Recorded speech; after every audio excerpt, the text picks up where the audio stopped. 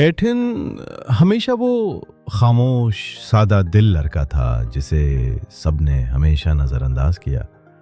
وہ ایک چھوٹے بھولے بسرے خوابوں سے خالی قصبے میں پلا بڑا، جہاں نہ امکانات تھے نہ حوصلہ افزائی۔ اسکول میں نہ وہ سب سے تیز تھا، نہ سب سے ذہین، اور نہ ہی سب سے نمایاں۔ جب دنیا دوسروں کی کامیابیوں پر تالیاں بجاتی، ایٹھن پس منظر میں گم ہو جاتا، مگر اس کے دل میں ایک بے آواز آگ سلگتی رہتی، ایک جنون، ایک یقین کہ ایک دن وہ خود کو منوا کر رہے گا۔ ایک دن جب وہ 25 سال کا ہوا، اس کی نظر انٹرنیٹ پر ایک میراتھن کے اشتہار پر پڑی۔ ایک چمکتے الفاظ کا نعرہ، 26.2 میل کی عظمت۔ دل میں ایک جنونی خیال آیا، کیا میں یہ کر سکتا ہوں؟ لیکن جب اس نے یہ بات اپنے دوستوں کو بتائی تو وہ ہنسنے لگے۔ جیک نے طنزیہ ہنسی میں کہا، تم میراتھن، تم تو اسکول میں ایک چکر کے بعد ہی گر گئے تھے۔ یہاں تک کہ اس کا باس بھی ہنسا، تمہیں تو سیڑھیاں چڑھنے میں ہی سانس چڑھ جاتی ہے۔ لیکن ان کی ہنسی ایٹھن کو توڑنے کے بجائے اسے جلا گئی۔ اس رات اس نے پوسٹر دیوار پر چپکایا اور نیچے لکھا، دیکھنا۔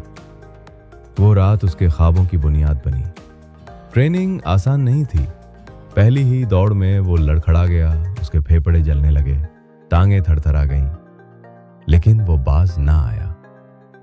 اگلی صبح سورج طلوع ہونے سے پہلے وہ سڑک پر دوڑنے نکلا۔ بارش ہو یا یخ بستا ہوا، تھکن ہو یا درد، ایٹھن کے قدم کبھی نہیں رکے۔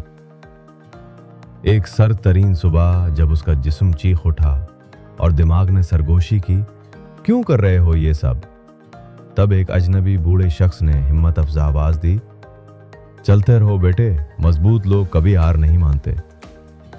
وہ جملہ اس کے وجود میں اتر گیا، اور پھر وہ دن آیا، ریس کا دن۔ ہزاروں رنرز، پروفیشنل کھلاڑی، طاقتور جسم، اور ان کے درمیان ایٹھن، ایک عام انسان، لیکن دل میں غیر معمولی ارادہ۔ گن کی آواز ہوئی، سب دوڑ پڑے۔ 15ویں میل پر اس کا جسم ٹوٹنے لگا، دماغ نے چیخا، بس کرو۔ لیکن 20ویں میل پر اس نے ایک بوڑھی عورت کو ویل چیئر میں ایک سائن تھاما ہوا تھا،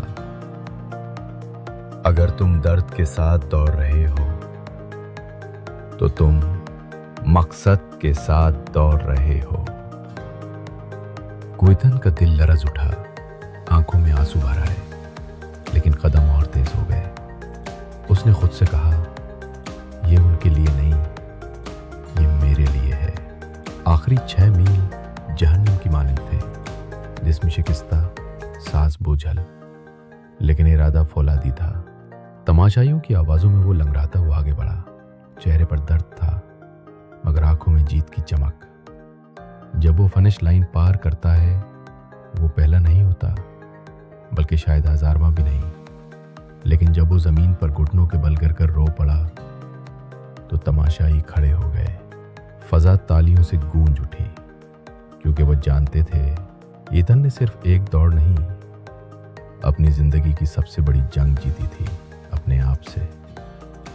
اور اس دن کامیابی دوسروں کو ہرانے میں نہیں، بلکہ اپنے اندر کے خوف، شک، درد اور اس آواز کو شکست دینے میں ہے جو کہتی ہے، تم نہیں کر سکتے۔